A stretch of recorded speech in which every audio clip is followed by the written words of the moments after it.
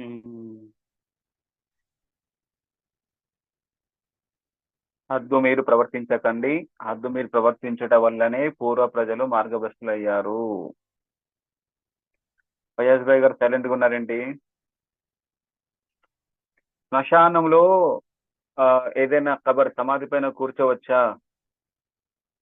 లేదు కూర్చోకూడదు. సార్, కూర్చోకూడదు. ఎందుకని?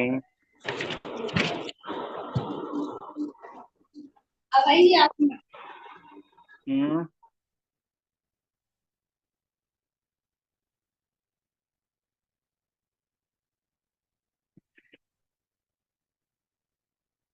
ప్రవక్త సల్లల్లాహు అలైహి వసల్లం గారు ఏమన్నారు? సమాధుల పైన కూర్చోవాకండి అని అన్నారు సార్. దానివల్ల వారికి అత్యంతగా శిక్ష గురవుతారని చెప్పడం జరిగింది. ఉమ్మే సల్మా రదియల్లాహు అన్హా గారు ఏం చూశారు? దాని గురించి ప్రవక్త గారికి చెప్తే ప్రవక్త గారు ఏమన్నారు? సార్ మళ్ళీ ఇంకోసారి అడగదా సార్ ఇన్షాల్లా? ఉమ్మే సల్మా రదియల్లాహు అన్హా గారు అబిసినియాలో ఒక దృశ్యం చూస్తారు. అది చూసి ప్రవక్త గారితో అన్నప్పుడు ప్రవక్త గారు ఏమని చెప్తారు?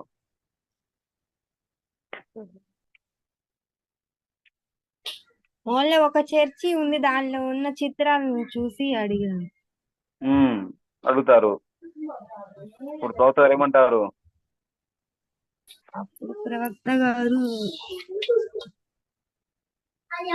అంటే అలా పెట్టకూడదు. వారి మత గురువు మరణించినప్పుడు అతని సమాధికి మత కట్టేవారు. గురువులను చర్చీలుగా అంటే విగ్రహారాధాలుగా చేశారు. మళ్ళీ అందులో చిత్రపటాలు కూడా వేస్తున్నారు. కాబట్టి రెండు పనులు వీరు ఒకే చోట జమ చేశారు. కాబట్టి వీళ్ళు అత్యంత హీనులని ప్రవక్త గారు చెప్పడం జరిగింది. అంతేనా? ప్రవక్త సల్లల్లాహు అలైహి వసల్లం గారు తన మరణ అవస్థలో ఉన్నప్పుడు ఏ సందేశం ఇచ్చారు? అంతటి జ్వరంతో బాధతో ఉన్నప్పుడు కూడా ప్రవక్త గారు ఏమని చెప్పారు? యూదుల పైన క్రైస్తవుల పైన లైక్ లానత్ పడుగాక వాళ్ళు ప్రవక్తల యొక్క సమాధులని ఆరాధనగా చేసుకున్నారు అని అన్నారు సార్. ఓకే, చలో బిస్మిల్లా ఇన్షాల్లా. పాఠం 21 చదవండి.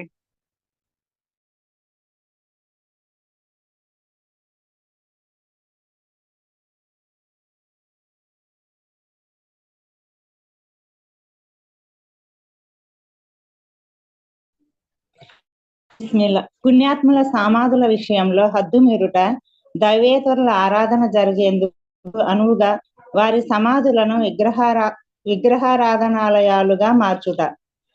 ప్రవక్త మహమ్మద్ సల్లల్లాహు అలైహి వసల్లం ఈ విధంగా ప్రబోధించిరి: ఓ అల్లాహ్, నా సమాధిని విగ్రహము వలె చేయుకుము.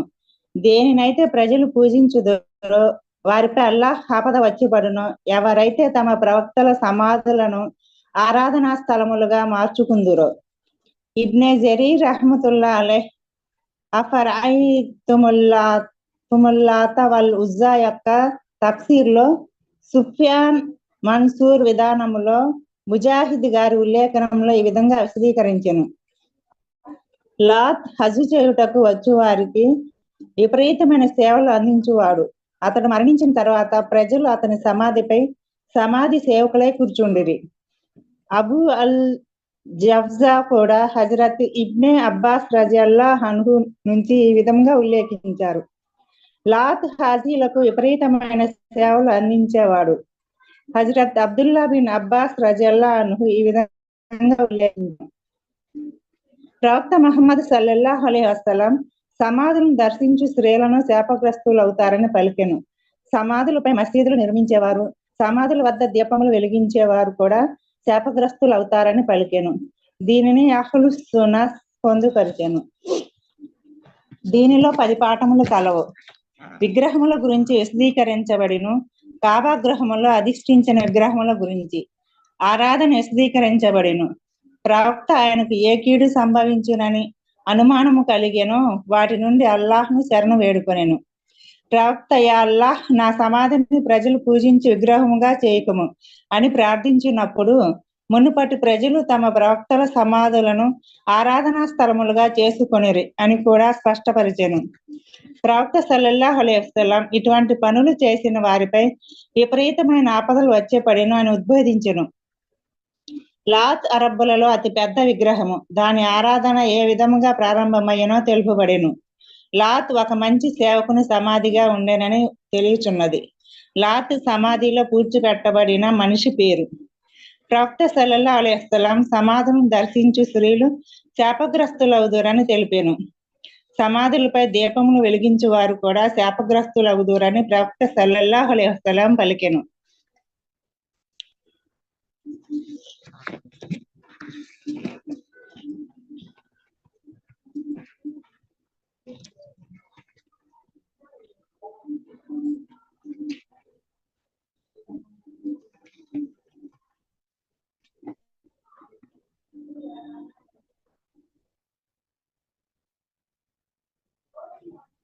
సార్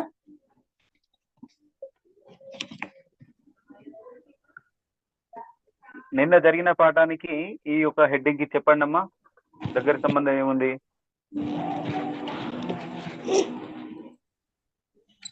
ప్రవక్త సల్లల్లాహు అలైహి వసల్లం నా సమాధిని బహిర్గతం చేయకుండా ఉండాలని నిన్నటి పాఠంలో చెప్పారు సార్. ఇక్కడ అల్లాహ్ సుబ్హానహు వ తఆలాని ప్రవక్త సల్లల్లాహు అలైహి వసల్లం నా సమాధిని పూజించి విగ్రహంగా చేయకమని ప్రార్థించారు సార్.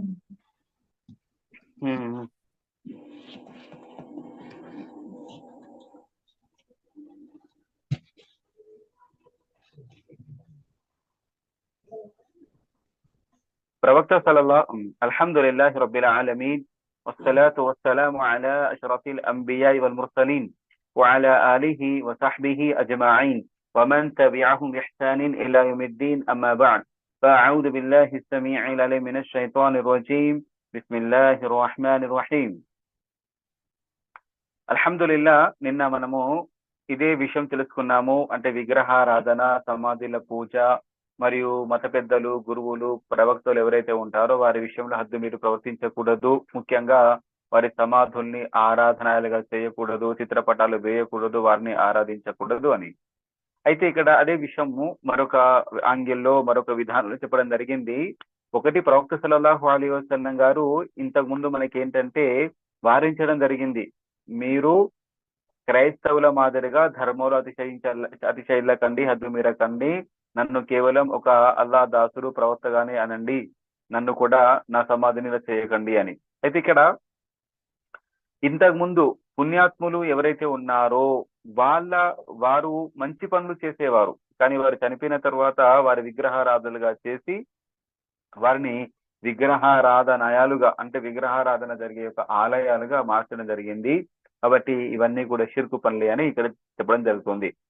ప్రవక్త సల్లల్లాహు అలైహి వసల్లం గారికి చెప్పారు, నా సమాధిని విగ్రహము వలె చేయకుము, దేనినైతే ప్రజలు పూజించుదరో వారిపై అల్లాహ్ ఆపద వచ్చిపడునో, ఎవరైతే ప్రవక్తల సమాధులను ఆరాధించడం వాంచుకుందరో.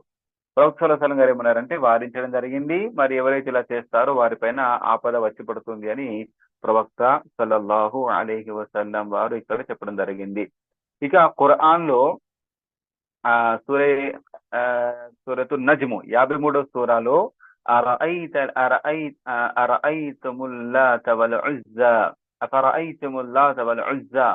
అని ఒక ఆయత్ ఉంది.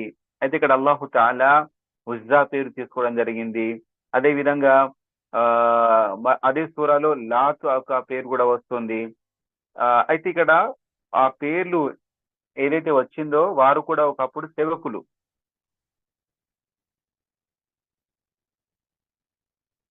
ఉజ్జా, లాత్ హజ్ చేయుటకు వచ్చు వారికి విపరీతమైన సేవలు అందించేవాడు. అతడు మరణించిన తర్వాత ప్రజలు అతని సమాధిపై సమాధి సేవకులే కూర్చుండిరి.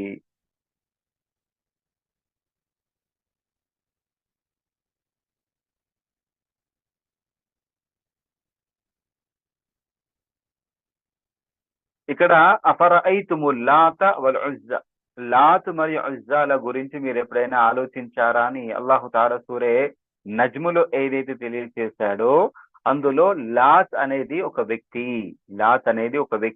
అతడు హజ్ యాత్రికుల కొరకు సేవలు చేసేవాడు, కానీ చనిపోగానే అతని సమాధి చేసి పూజలు మొక్కడం మొదలు పెట్టారు అని.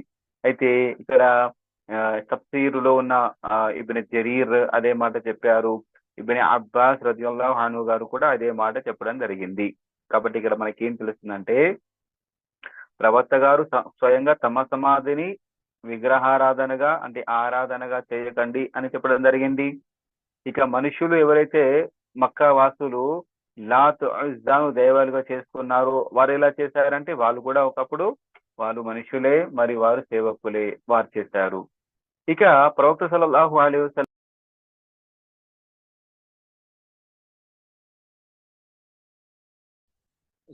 సల్లల్లాహు అలైహి వసల్లం గారు తెలిసిన మరొక విషయం మనకి ఏమర్థం అవుతుంది అంటే ఇక్కడ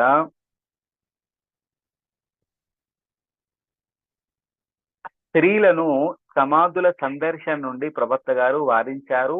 మరి ఎవరైతే స్త్రీలు సమాధుల సందర్శిస్తారో వారిపైన శాపం కురియుగాక. కాబట్టి స్త్రీలకు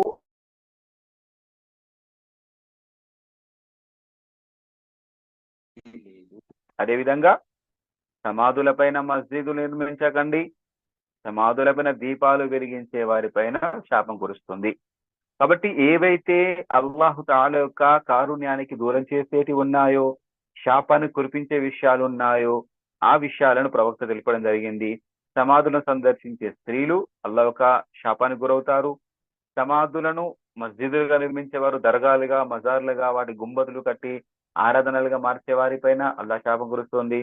అదే విధంగా సమాధుల వద్ద దీపం వెలిగించే వారిపైన కూడా శాపం కురుస్తుందని చెప్పడం జరిగింది. ఇక్కడ ప్రవక్త గారు వారించారు. అదే విధంగా పుణ్యాత్ములు ఎవరైతే ఉన్నారో వారి యొక్క సమాధులను ఆరాధనలుగా చేయడము, దీపాలు ముట్టించడం ఇలాంటివన్నీ కూడా నౌజుబిల్లా షిర్కు పనులు అవుతాయి. మరి వాటన్నింటి కూడా అల్లాహు తాలా ప్రవక్త గారు శపించారు, శాపం కురుస్తుందని చెప్పడం జరిగిందని ఇక్కడ మనకు అన్ని విషయాలు తెలుస్తున్నాయి.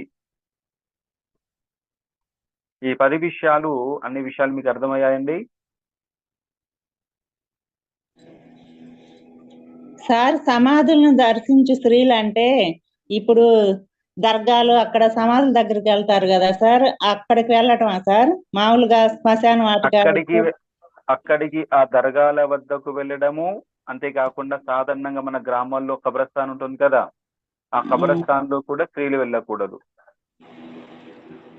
స్త్రీలు అసలు కబ్రస్థాన్లోకి, కబర్ సమాధులు ఉన్న చోటికి వెళ్ళకూడదు. ఇస్లాంలో వారిని వారించడం జరిగింది. స్త్రీలు ఆ స్థలానికి వెళ్ళకూడదు. కాబట్టి నౌజుబిల్లా ఇక దర్గాలకు వెళ్ళి చేసి షిర్కు పనులు చేస్తున్నారు కాబట్టి ఇది మరింత పాపకార్యం అవుతుంది.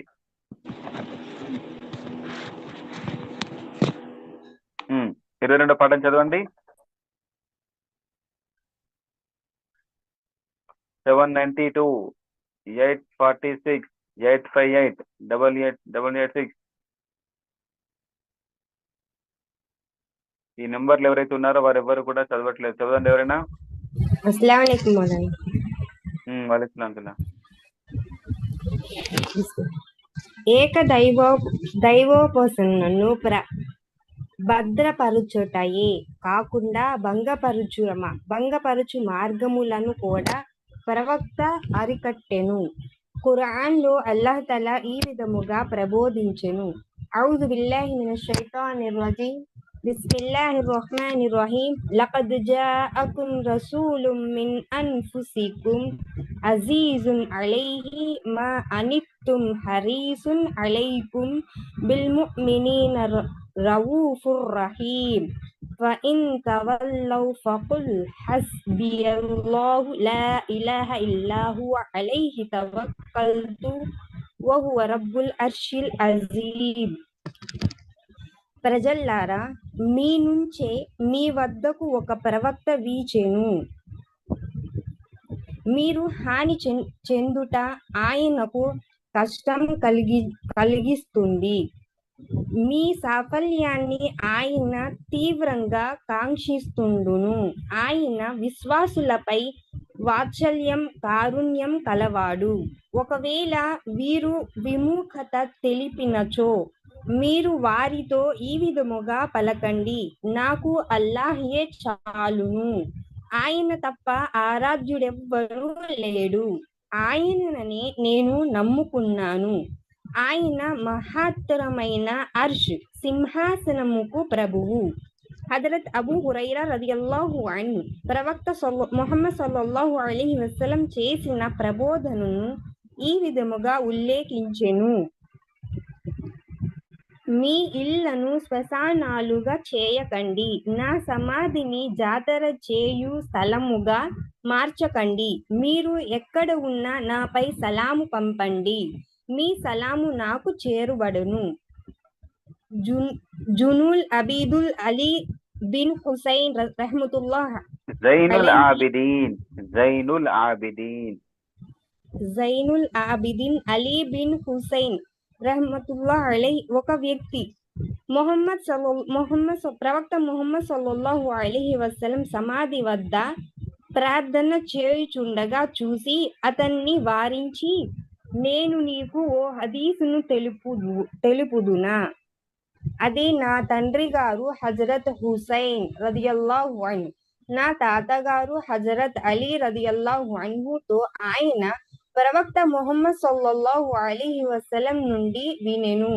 ఆయన ఈ విధముగా సంబోధించెను, నా సమాధిని జాతర ప్రదేశముగా మార్చకండి.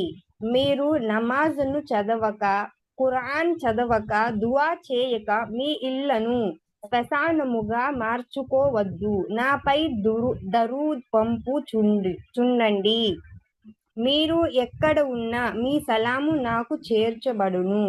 దీనిలో 9 ప్రకరణములు కలవు. 1. వాక్యము 9, 128, 129 యొక్క భావము మరియు వివరణ తెలుపబడెను. ప్రవక్త ముహమ్మద్ సల్లల్లాహు అలైహి వసల్లం తన అనుచరులను బహుదైవారాధన సరిహద్దుకు కూడా పోకుండా వారించెను. ప్రవక్త ముహమ్మద్ సల్లల్లాహు అలైహి వసల్లం మాపై విశేష వాత్సల్యం కారుణ కలిగియుండెను. మార్గదర్శకమును అధిక కాంక్షించేవారు. ప్రవక్త తన సమాధిని దర్శించుటను ప్రత్యేకంగా వారించెను. ఆయన సమాధిని దర్శించుట మంచి కార్యము అయినప్పటికీ సమాధులను ఎక్కువగా సందర్శించుటను ప్రవక్త వారించెను. ప్రవక్త నఫిల్ నమాజును ఇంటిలో ఆచరించమని ఉద్బోధించారు. అనుచరులందరికీ శ్మశానములో నమాజు చేయురాదని తెలిపెను. సలాం ఎక్కడ ఉంది చెప్పిన ప్రవక్త ముహమ్మద్ సల్లల్లాహు అలైహి వసల్లంకు చేరును. దాని కొరకు ఆయన సమాధి దగ్గరకు వెళ్ళనవసరం లేదు. దీనిలో ప్రవక్త ముహమ్మద్ సల్లల్లాహు అలైహి వసల్లం బర్జఖ్లో ఉన్నట్లు స్పష్టముగా అనుచరులు పంపిన సలాము ఆయనకు చేర్చబడును. ఇందులో అకీదాకు సంబంధించిన విషయాలు మరి అంతేకాకుండా షిర్కు విషయాలు ఎన్నో ఉన్నాయమ్మా. ఇక్కడ సూరే తౌబా 9వ సూరాలోని ఆఖరి 2 ఆయతులు అల్లాహు తాలా ప్రవక్త సల్లల్లాహు అలైహి వసల్లం గారి యొక్క ఒక పరిచయం ఇచ్చాడు. ప్రవక్త గారి గుణగణాలు తెలియచేయడం జరిగింది. ఇందులో లఖద్ జాఅకుం రసూలుం మిన్ అన్ఫుసికుం, మీ వద్ద నుంచి ఒక ప్రవక్త మీ వద్దకు వచ్చేసారు. అజీజున్ అలైహి మా అనిత్తుం, మీకు హాని కలిగించే ప్రతిదీ కూడా అతని కష్టం కలిగిస్తుంది. హరీసున్ అలైకుం బిల్ ముమినీన రౌఫుర్ రహీం, ఇక మీ యొక్క సాఫల్యాన్ని ఎంతగానో ఆయన ఆశిస్తాడు మరియు విశ్వాసుల పట్ల ఎంతో వాత్సల్యము కారుణ్యము కలవాడు. ప్రవక్త సల్లల్లాహు అలైహి వసల్లం గారి యొక్క గుణాలు 3 గుణాలు ఇవి. ఆ గుణాలు తెలపడం జరిగింది. ఆయన అంటే మీకు హాని కలిగించేవి ఆయనకు బాధ కలిగిస్తాయి. అంటే మీరు షిర్కు చేయడం వల్ల మీకు అల్లా నుండి శాపం కురుస్తుంది, శిక్ష పడుతుంది, మరి నరకంలో కూడా శిక్షలు ఉంటాయి. ఇలా మీకు ఏదైతే హాని కలిగిస్తుందో వాటి పట్ల బాధ కలుగుతుంది. మరియు ఇలా షిర్కుకు అల్లా తాలాకు నచ్చని పనులు మీరు దూరంగా ఉండి మీరు సన్మార్గం పైన సాఫల్యం పైన ఉండాలని కోరుకోవడం. హరీసున్ అలైకుం అంటే అతని యొక్క సాఫల్యాన్ని ఎంతగానో తీవ్రంగా కోరుకునేవాడు అని. బిల్ ముమినీన రౌఫుర్ రహీం, ఇక విశ్వాసుల పట్ల రౌఫ్ వాత్సల్యం కలవాడు, రహీం అంటే కారుణ్యం కలవాడు. ప్రవక్త సల్లల్లాహు అలైహి వసల్లం గారి ముఖ్యమైన 3 గుణాలు తెలపడం జరిగింది. ఇది ప్రవక్త సల్లల్లాహు అలైహి వసల్లం గారి యొక్క క్యారెక్టర్.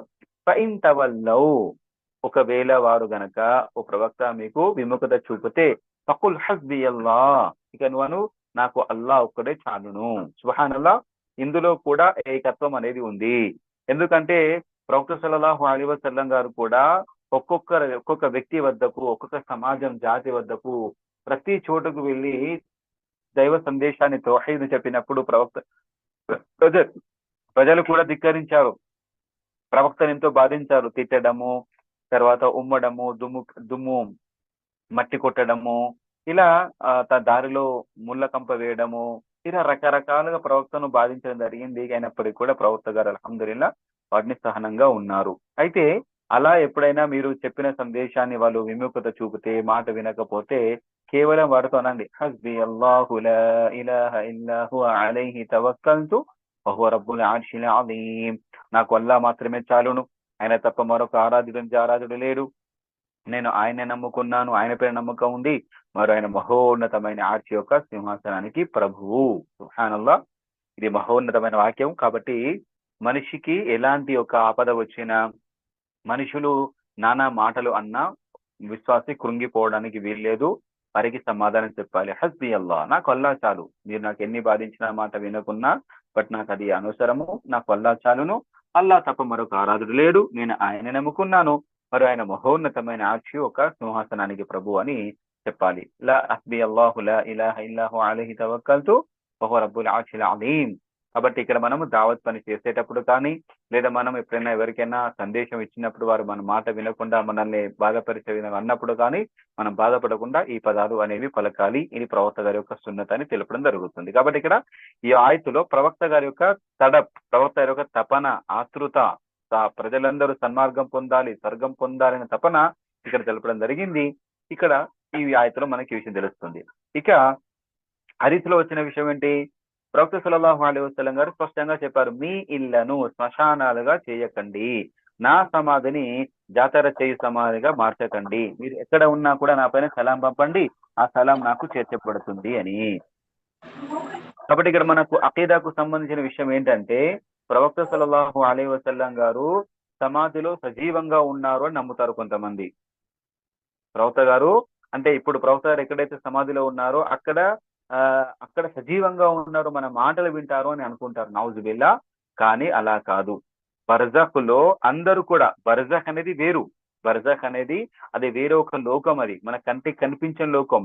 ఇప్పుడు మనము మన గ్రామంలోని ఒక కబరస్థాన్ ఏదైతే ఉందో, చనిపోయిన మృతుల్ని, మన బంధువుల్ని ఎక్కడైతే మనం ఆ కబరస్థాన్ లో పెట్టామో, ఆ కబరస్థాన్ లో మనిషి సజీవంగా లేడు.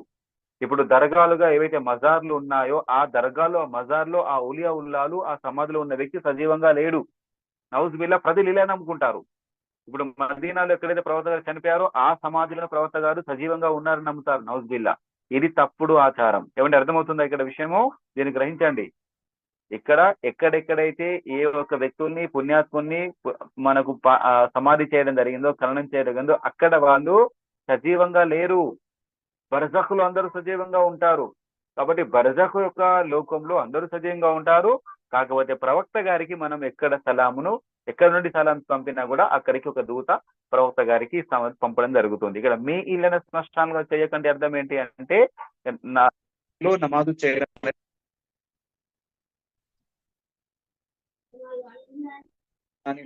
చేయకపోతే అది సమాధి లాంటిదే. కాబట్టి మీరు మీ ఇళ్లను అలా చేయకండి అని.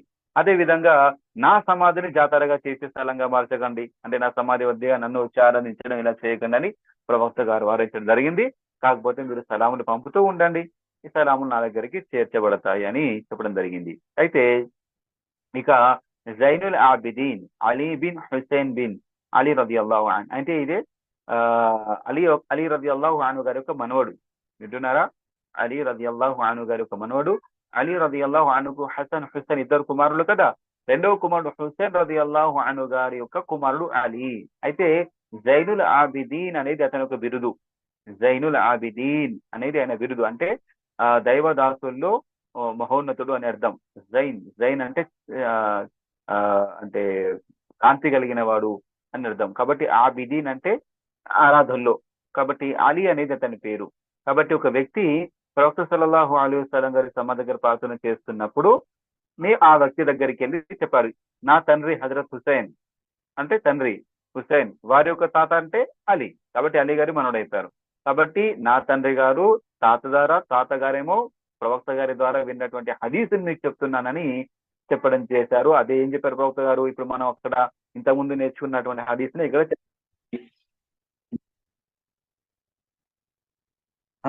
ఇక్కడ ఈ ఇప్పుడు 9, 120, 129 మీరు ఈ పాఠంలో ఏది కూడా మీకు వినవలేదు అనుకుంటా కదా? 9 విన్నాం సార్, ఇక్కడ దాకా విన్నాం. జైనుల్ అబ్దీన్ అలీ బిన్ హుసేన్ రహమతుల్లా అలీ అక్కడ దాకా చెప్పారు సార్. అలీ గారి మనవడు అధికారి మనవాడు గారు ఒక వ్యక్తి సమాధి అదే ప్రవక్త సల్లల్లాహు అలైహి వసల్లం సమాధి వద్ద ప్రార్థన చేస్తుంటే అతన్ని వారిస్తారని చెప్పారు. ఇంకా అక్కడి నుంచి హదీస్ వినిపిస్తారు కదా.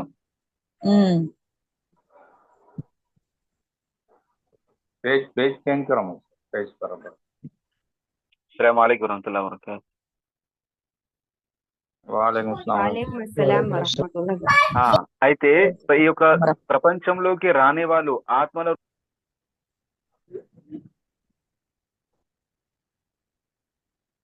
వాళ్ళు చనిపోయిన వాళ్ళందరూ కూడా బర్జఖ్ వ్యవస్థలో ఉన్నారు సార్. బర్జక్ అంటే మీనింగ్ ఏంటి సార్ తెలుగులో? బర్జఖ్ అంటే అడ్డుతెరమ్మ, అంతే, అదొక అంతే. అడ్డుతెర అంటే ప్రపంచానికి పరలోకానికి మధ్య, అంతేనా సార్?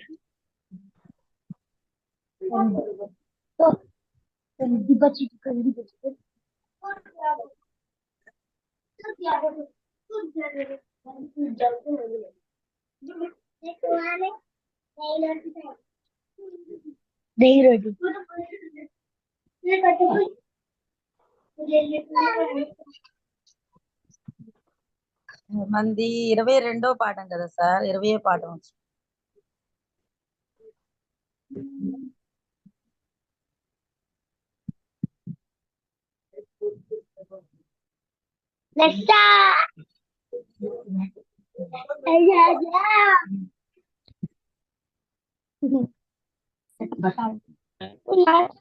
చూసారండి.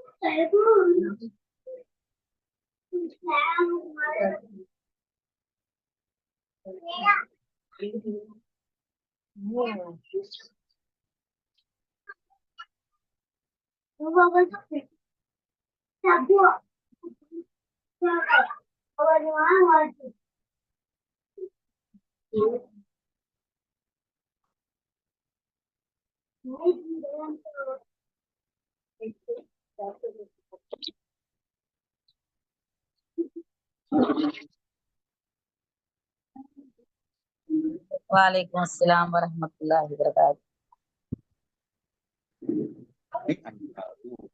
అయితే ఇక్కడ మనం ఒక విషయం మనడు గమనించాల్సింది ఏంటంటే, ప్రవక్త సల్లల్లాహు అలైహి వసల్లం గారి యొక్క సమాధి ఎక్కడ ఉంది? అది మదీనాలో కదా సార్ ఉంది, మస్జిదే నబవి. అయితే మదీనాలోని సమాధిలో ప్రవక్తలు సజీవంగా ఉన్నారా? లేరు. కానీ ముస్లింలు చాలా మంది నౌజుబిల్లా అలా నమ్ముతారు, నౌజుబిల్లా. అంతేకాకుండా ఇప్పుడు మన పెద్ద కాకాని, చిన్న కాకాని, నెల్లూరులోని బారా షహీద్ దర్గాలు, ఇప్పుడు మన ఆంధ్ర తెలంగాణ రాష్ట్రాల్లో ఏదో కొన్ని ఫేమస్ దర్గాలు ఉన్నాయో ఆ దర్గాల్లో ఉన్న బాబాలు కూడా సజీవంగా ఉన్నారని నమ్ముతారు వీళ్ళందరూ, దర్గాకు వెళ్ళే వాళ్ళందరూ, నౌజుబిల్లా. ఇది చాలా తప్పు విషయం. అయితే అలా కోరుకోవడం మహాపాపం. అలా ఎవ్వరు కూడా లేరు. ఇదంతా కేవలం ఒక బిజినెస్, ఒక వ్యాపార వ్యవస్థ. ఇది మానవులకు అమాయకత్వాన్ని, మూర్ఖత్వాన్ని వాళ్ళు సొమ్ము చేసుకుంటున్నారు. కానీ ఎవరు సమాధిలో లేరు, సజీవంగా బర్జఖ్లో ఉన్నారు. ప్రాపంచిక సమాధుల్లో లేరు, అది బర్జఖ్లో ఉన్నారు. ఆ విషయం వేరు, ఈ విషయం వేరు. ఇక్కడ దీన్ని మనం గమనించాలి. ఇక రెండోది, ప్రవక్త గారు ఏమన్నారు? మీరు ఎక్కడి నుండే సలాం పంపని నా దగ్గరకు చేరుతుంది అన్నారు. కాబట్టి ప్రవక్త డైరెక్ట్ గా నేను వింటాను అన్నారా, నా దగ్గర చేరవేయబడుతుంది అన్నారా? చేరవేయబడుతుంది అన్నారు. అంటే గమనించాల్సింది అదే ఇక్కడ విషయం మనం గమనించాలి.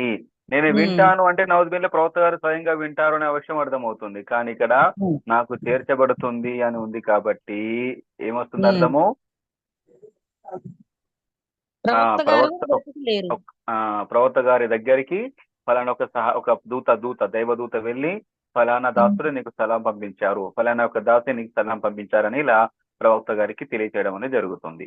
కాబట్టి ముఖ్యంగా ఉమ్. 3 విషయాలు మనము ఇండ్లను నఫిల్ నమాజులుగా చేసుకునే విధంగా చేసుకోవాలి. 6 ఇన్షాల్లా. విషయంలో ఉన్నట్టుగానే అదే విధంగా ప్రవక్త గారి యొక్క సమాధిని ఆరాధనగా చేసుకోకూడదు. ఇక 3వది ప్రవక్త గారి పైన దరూదులు పంపుతూ ఉండాలి.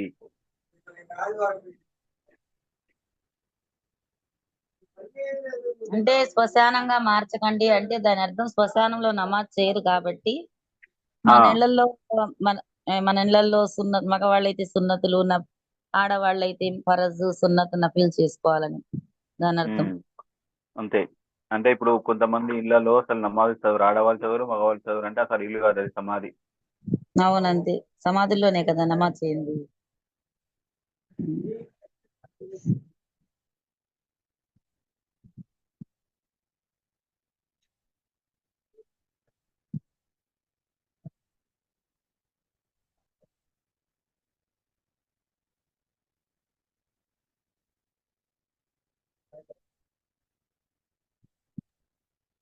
ఆ అర్థమైందమ్మా విషయాలు?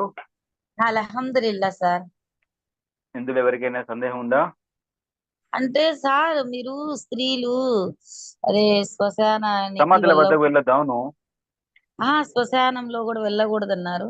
నేను ఎక్కడో అవును. విన్నాను సారు వెళ్ళవచ్చు లేదమ్మా, అన్నట్టుగా. కరెక్ట్ లేదు కాదా లేదు సార్? లేదమ్మా, లేదు వెళ్ళకూడదమ్మా. అది ప్రవక్త గారు చెప్పడం జరిగింది, అది లేదు.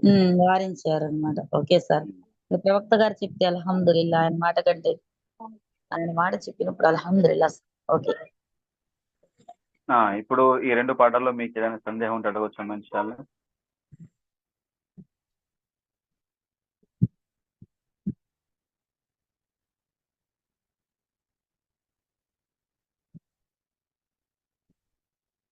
సలాం అంటే దైవ ప్రవక్త సల్లల్లాహు అలైహి వసల్లం మీద దరుదే కదా సార్? మీరు ఎక్కడున్నా నాపై సలాం పంపండి అంటే దాని అర్థం దరూద్ చదవాలనే కదా. అల్లాహుమ్మ సల్లి అలా ముహమ్మద్.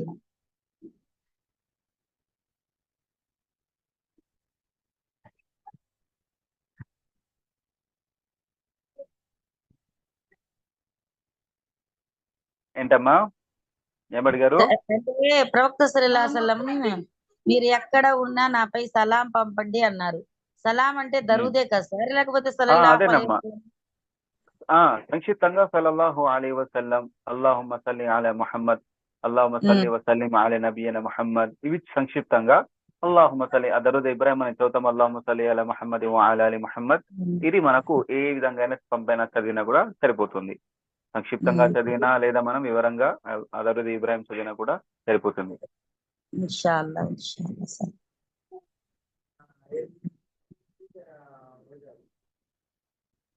అమ్మ ఇంకెవరికైనా సందేహం ఉంటే అడగనమ్మా. చాలా నిన్న జరిగిన పాఠంలో కానీ ఈరోజు జరిగిన పాఠంలో కానీ చాలా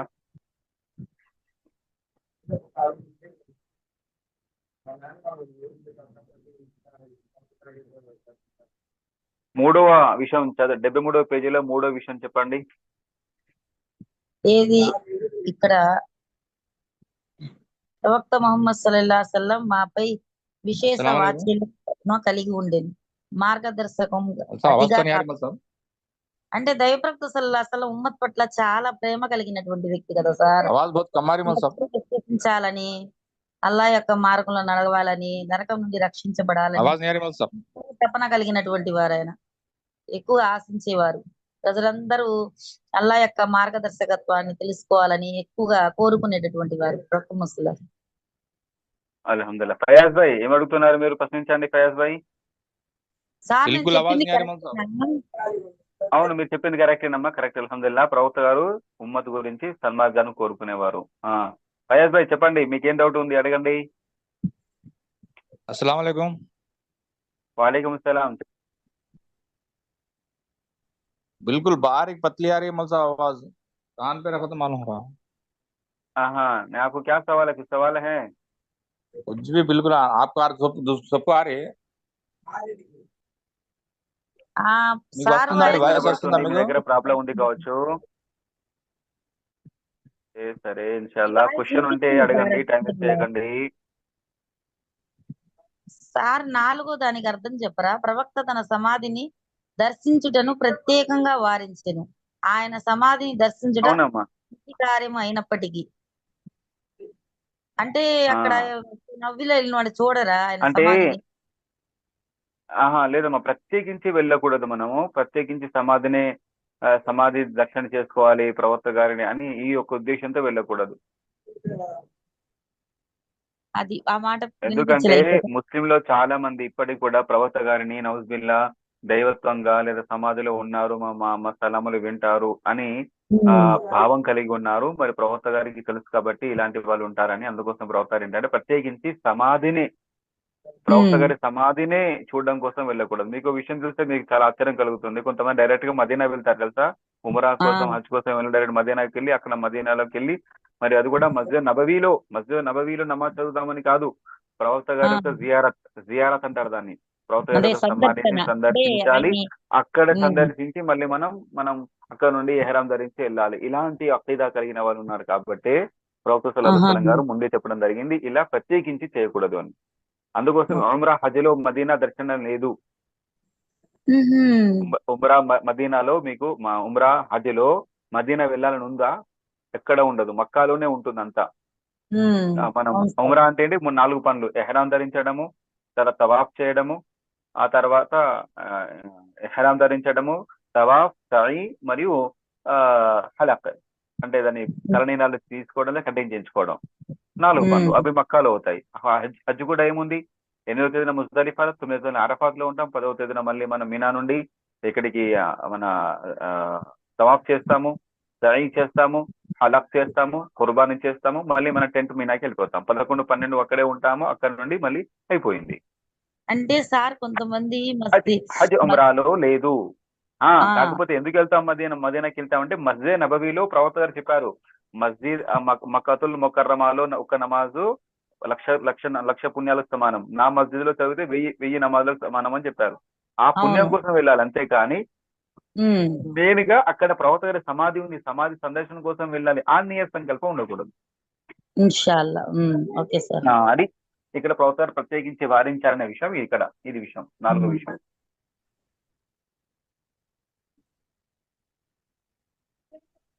అల్లాహ్ అజ్జా వజల్లా మన ఏ విషయాలు తెలుసుకుంటున్నామో అఖీదా పరంగా అల్లాహ్ అజ్జా వజల్లా మనకి సహీ అఖీదా, సత్యమైనటువంటి ఒక నమ్మకం మీద ఉందో దాన్ని అలానే నమ్మే భాగ్యాన్ని, మరియు ఇక్కడ వాటన్నింటిని కూడా అల్లాహ్ తఆలా మనల్ని రక్షించుగాక. ఆమీన్ రబ్బల్ ఆలమీన్. సుబ్హాన రబ్బిక రబ్బిల్ ఇజ్జతి అమ్మా యసిఫూన్ వ సలామున్ అలల్ ముర్సలీన్ వల్హమ్దులిల్లాహి రబ్బిల్ ఆలమీన్.